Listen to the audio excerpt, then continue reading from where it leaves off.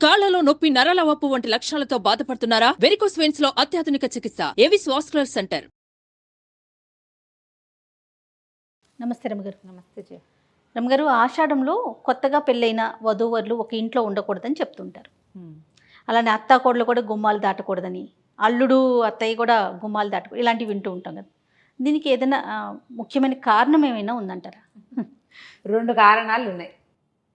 అది ఈ రోజులకు సంబంధించింది ఒక కారణం కదా. కావును, ఒక కారణం ఈ రోజులకు కూడా సంబంధించింది, ఓ కారణం పాతకాలానికి సంబంధించింది. జ్యేష్ఠ మాసంలో వివాహం అయింది, ఆషాఢ మాసంలో భార్యాభర్త ఒక దగ్గరే ఉన్నారు. అమ్మాయికి ఆషాఢంలో నెల తప్పితే ఎప్పుడు డెలివరీ అవుతుంది? మంచి వేసం కాలంలో పురుడు వస్తుంది. పెళ్ళైన నెల 2 నెలల్లో కన్సీవ్ అవ్వడం సహజమైన సంగతే కదా. అంత నిండు వేసవి కాలంలో రోహిణి కార్తెల్లో పురుళ్ళు వస్తే పిల్లలు తట్టుకోలేరని ఈ నెల సెపరేట్ చేస్తారు చేసేవాళ్ళు. పాత రోజుల్లో అసలు పద్ధతి, ప్రధానమైన ఆలోచన అదొకటి. సైన్స్ అంతే. ఇది ఇప్పటిలాగా మనకి ఏసీలు ఉన్నాయి, బోసీలు ఉన్నాయి, అవన్నీ అప్పుడెక్కడ ఏసీలు, కూలర్లు, ఇంకోటి ఇంకేమీ లేవు. ప్లానింగ్తో వెళ్తుంది, ప్లానింగ్తో వెళ్ళిపోతుంది. తర్వాత ఆషాఢం తర్వాత వచ్చే శ్రావణము నోముల కాలం.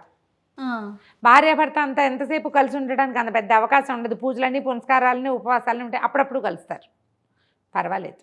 తర్వాత మెల్లిగా ఆషాఢం, శ్రావణం చివరిలో ఎప్పుడైనా కన్సీవ్ అయినా ఎండాకాలం వెళ్ళిపోయే దశలో అంత నిండు వేసవి కాకుండా ఉంటుంది అని ఇదొక ప్లాన్ ప్రకారం చేసేవాళ్ళు. దీనికి కొంతమందికి శ్రావణంలో పెళ్ళైంది. శ్రావణంలో పెళ్ళైతే ఆషాఢం నాటికి ఇంచుమించుగా అమ్మాయి ప్రెగ్నెన్సీతోటే ఉంటుంది. అయినా కూడా భార్యాభర్త ఓ చోట ఉండకూడదని సెపరేట్ చేస్తుంటారు. ఇది నియమం ఏర్పరిచినప్పుడు ఇందుకు అని చెప్పలేదు, శాసించారు. నియమాలు ఎప్పుడు శాసనంగానే ఉంటాయి కదా, లేకపోతే అమెండ్మెంట్లు ఉంటాయి దానికి. నో అంటే నోనే చేశారు. నో చెయ్యకపోతే వీళ్ళు వినరు. కాబట్టి శ్రావణపు 3వ రోజున పెళ్ళైన వాళ్ళకి మళ్ళీ ఆషాఢం, శ్రావణం తర్వాత ఏముంది, సంవత్సరం తిరిగిపోతుంది. 5-6 నెలలు, 8 నెలలు, 9 నెలల ప్రెగ్నెన్సీలు కూడా ఉంటాయి. భార్యాభర్త ఏడాది లోపల ఓ చోట ఉండకూడదని వాళ్ళని సెపరేట్ చేసుకుంటూ ఉంటాం. ఆ నియమాన్ని అన్ని చోట్ల పెడతాం. పూర్వపు నియమం, పల్లెటూరు నియమం ఒకటి ఏం చెప్తారంటే, ప్రధానంగా ఇదివరకంతా వ్యవసాయ ఆధారితమైన జీవితాలు మనవి. అవును. ఈ తొలకరి జల్లులు పడేసరికల్లా భార్యాభర్త ఎంతసేపు కులాసాగా ఉంటామంటే కుదరదు. అప్పుడు పని చేసుకోవాల్సిన రోజులవి. నాట్లేయటం, పొలాల దగ్గర తిరగటం, సీరియస్గా పని చెయ్యాలి.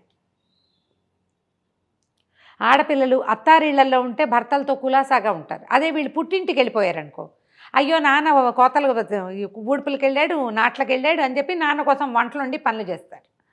భర్తల దగ్గర ఉంటే అలా ఎందుకు ఉంటుంది? కాస్త జల్లుబడేసరికల్లా భార్యాభర్త పావురాలు జంటలాగా గదిలోకి వెళ్దామనిపిస్తుంది. కబుర్లు వస్తాయి, కులాసా వస్తుంది, రిలాక్స్ అయిపోవాలన్న ధోరణి ఉంటుంది. పుట్టింట్లో ఉంటే అలా ఉండదు చూడు, ఆ తేడా ఉంటుంది కదా. అందుకని అమ్మాయిని గడప దాటిచ్చేసి పుట్టింట్లో అట్టపెట్టేవాళ్ళు. తొలి సంవత్సరమే ఈ సరదా ఉంటుంది. 2వ ఏడాదికి ఓ చంటిపిల్ల, వెంటిపిల్ల ఎవరో ఒకళ్ళు వచ్చేస్తారు, కనీసం ప్రెగ్నెన్సీయో. అవునా, ఇది వరకటి కాలం కదా. అందుకని మొదటి సంవత్సరం ఇట్లా వ్యవసాయదారుల ఇళ్లలో ఉండకూడదు. వ్యవసాయం వేరు, వ్యాపారం వేరు. ఎవరికైనా సరే ఒకటే నియమం పెట్టేస్తే గొడవ లేకుండా ఉంటుందని ఈ గట్టి నియమాన్ని ఏర్పరిచారు. మనం చాలా మానేస్తాం చెయ్య, పెళ్ళిళ్ళలో ఇచ్చేయకూడదు, అది చేయకూడదు, ఈ రోజుల్లో ఎవరు చేస్తున్నారు అని మానేస్తాం. అవును. కానీ వీటిని మాత్రం పెట్టుకుంటాం కొన్ని. అవును, ఆషాఢం మాత్రం బాగా ఫాలో అవుతారు కొత్తగా పెళ్ళైన వాళ్ళు, మీరు అన్నట్లుగా. ఏవో కొన్ని ఉంటాయి భయాలు, అనుమానాలతోటి. ఏదైనా కలిస్తే భార్యాభర్త ఏదో పిల్లలు సరిగా పుట్టరని ఆ భయాలు ఉంటాయి. అలాంటిది కాదు, నిండు వేసవిలో డెలివరీలు అవుతాయని, తర్వాత ఇలా అవుతుందని. ఇందులో అత్త కోడళ్ళు, అత్త అల్లుడు గడప దాటకూడదు కాదు, ముఖ్యంగా భార్యాభర్తకి మెయిన్. దీన్ని ఏం చేశారంటే క్రమంగా కాలక్రమంలో ఎవరి ఐడియాలజీ వాళ్ళు పెడతారు కదా. అత్త అల్లుడు గడప దాటితే అత్తకి మారకం లేదా అల్లుడికి ఏదో అవుతుంది, అలాంటి భయపెట్టింది వినం కదా మనం. మనం వినకపోవడం అనేది చాలా పెద్ద ఇష్యూ. అందుకని ఏం చేసేవాళ్ళు, వచ్చి పుట్టింటి వాళ్ళు ఆషాఢం వస్తూనే అమ్మాయిని తీసుకెళ్ళి వాళ్ళు అల్లుడికి ఆషాఢ పట్టి ఇచ్చేవాళ్ళు. పెళ్ళాన్ని తీసుకెళ్ళిపోతున్నారని అల్లుడు అలక్కండా ఆషాఢ పట్టి ఏదో అల్లుడికి ఓ వస్తువులు కొనిపెట్టడము, సామాన్లు కొనిపెట్టడం, సరదా ఏదో ఓ సైకిల్ కొనిపెట్టేవాళ్ళు. పాత రోజుల్లో చదువుకునే అల్లుళ్ళు అయితే చదువుకునే వాళ్ళు కదా. పెళ్ళిళ్ళు అయ్యాక కూడా, ఇప్పుడు మానేసాం కానీ ఇప్పుడు అన్నీ సెటిల్ అయితే కానీ పెళ్లి చేసుకోకూడదు. అప్పుడేముంది, పెళ్ళిళ్ళు చిన్నప్పుడు చేసేవాళ్ళు, అబ్బాయిలు చదువుకుంటూ ఉండేవాళ్ళు, అమ్మాయి పుట్టింట్లో ఉంటూ ఉండేది, సెలవులకు వచ్చేవాళ్ళు. నిజంగా అలా జరిగేది జయ. పెళ్ళిళ్ళు అయ్యాక చదువుకున్న వాళ్ళు ఇప్పుడు మా పెద్ద బావలే ఉన్నారు అట్లా, అలాగే చదువుకునేవాళ్ళు.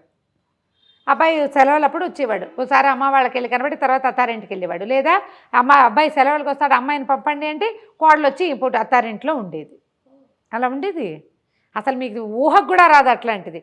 అమ్మ నాన్నని పోషించుకునేవాళ్ళు పిల్లల్ని. పెళ్ళైనా కూడా మరి పెళ్ళైనా అంటే పెళ్ళి నీకు 10 ఏళ్లకే పెళ్లి చేస్తే పోషించకేం చేస్తారు చిన్నపిల్లాన్ని? అత్తవారింటికి ఏం పంపుతారు పాపం? ఎలా పంపిస్తారు? పిల్లని పోషించుకునేవాళ్ళు, అల్లుడిని పోషించుకునేవాళ్ళు, అల్లుడి చదువుకి డబ్బులు పంపించేవాళ్ళు. లేదా తండ్రులే పిల్లల సెటిల్మెంట్ అంతా అయ్యేదాకా నాన్నలే చూసుకునేవాళ్ళు. ఎన్ని మార్పులు వచ్చాయి రమ్మగారు? చాలా మారిపోయింది. అసలు మీకు ఊహకు కూడా రాదు. అది మీకు తెలియదు కదా. నాకు తెలుసు పెళ్ళిళ్ళు అయ్యాక కూడా చదువుకున్న మా కజిన్ బ్రదర్స్ని నేను చూశాను బాగా చిన్నప్పుడు. ఇప్పుడు చదువుకొని సెటిల్ అయ్యాక అప్పుడు కాపురానికి పంపించేవాళ్ళండి. అంతే, కాపురాలకి పంపడం అంటే ఒక ప్రత్యేకమైన వ్యవహారం అది. అబ్బాయి చదువు అయ్యాక వారు ఏదైనా ఉద్యోగంలో ప్రవేశిస్తాను, లేదా ఉద్యోగాలు లేవు పౌరోహిత్యము, అబ్బాయి చదువంతా అయ్యేదాకా పిల్లల్ని పుట్టింట్లో ఉంచేవాళ్ళు. అప్పుడప్పుడు పండగలప్పుడు అప్పుడు పంపేవాళ్ళు. ఏదైనా అనధ్యయనాలు అవి ఉంటే పంపించేవాళ్ళు. చుట్టపు చూపుగా వెళ్ళి రావటమే అంతే. ఇలా ఎంతసేపు మొగుడు పెళ్ళాం ఒక దగ్గరే ఉండటం పాత రోజుల్లో ఉండేది కాదు. చాలా కాలం సపరేట్గానే ఉండేవాళ్ళు. కాదరమ్మ గారు, ఇవాళ రేపు పెళ్ళి కాకముందే ఇల్లు చూసుకొని అన్నీ కొనుక్కొని అప్పుడు పెళ్ళి అవుతుంది. పైగా ఇప్పుడు అత్తగారు లేకపోతే భార్యాభర్త ఒక చోట ఉండొచ్చు ఆషాఢంలో అన్నది కూడా ఒకటి వచ్చింది. అవునండి, అవును. అసలు అది పెట్టింది ఎందుకు అంటే ఇందుకు. అందులో అత్తగారికి ఏ సంబంధము లేదు. అత్తగారికి మారకాలు అవి లేవు. ఓన్లీ భార్యాభర్తలకు అత్త కోడళ్ళు, అత్త అల్లుడు కాదు. వైఫ్ అండ్ హస్బెండ్కి సంబంధించిన వ్యవహారమే ఇది. కానీ కొన్ని మన ఇష్టానుసారంగా భలే మనం వీలు వెంబడి మార్చేసుకుంటాం. పిల్లలు బొంబాయిలో ఉంటారు, ఆషాఢం అయితే ఏమిటి వాళ్ళ అత్తగారు వాళ్ళతో ఉండదుగా, వాళ్ళిద్దరు అక్కడే కలిసి ఉంటారంటారు. అవును అవును. ఉద్యోగాలు చేసే వాళ్ళని కూడా ఇలాగే మాట్లాడుకుంటారు. మనకు ప్రధానమైంది ఈ పాయింట్. ఓకే, తర్వాత మన ఇష్టం. ఆచారం అయితే అలా చెప్పబడింది, మన పద్ధతి. ఇప్పుడు ఇది ఎందుకు అనే దానికి ఆన్సర్ చెప్పాను.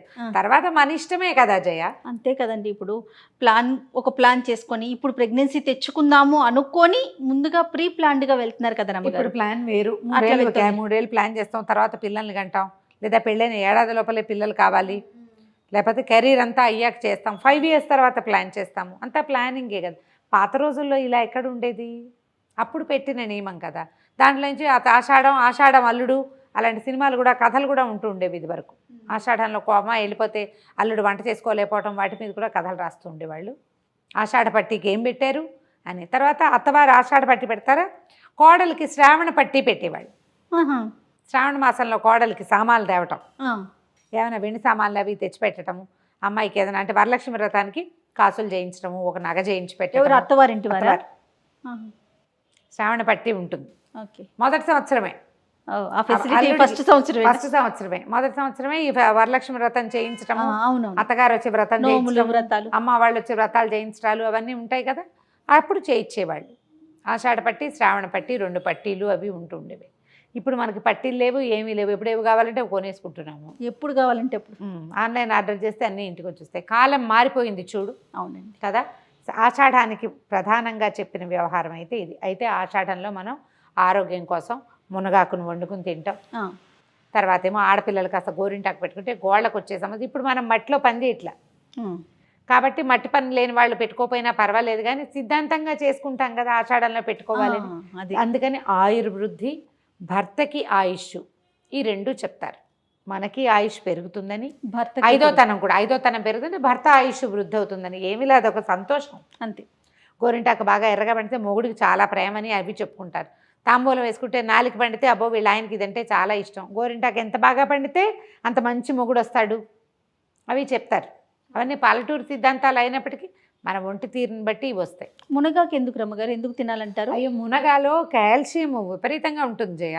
దాంట్లో ఐరన్ ఎక్కువ. ఈ సీజన్లో మనకు అవసరమైన మినరల్స్ అవి అందులో ఉంటాయి. ఓకే, రోగ నిరోధక శక్తిని పెంచుతుంది మునగ. ఇప్పుడు అవసరం కాబట్టి. ఇప్పుడు అవసరం. ఆషాఢంలో ఆదివారం నాడు మునగాకు వండుకుని తినాలి. పెసరపప్పు మునగాకు చేసుకుంటాం కదా. అవును, చేసుకుని తినేయటమే చక్కగా. నమస్తే రమ్మగారు. నమస్తే జయ.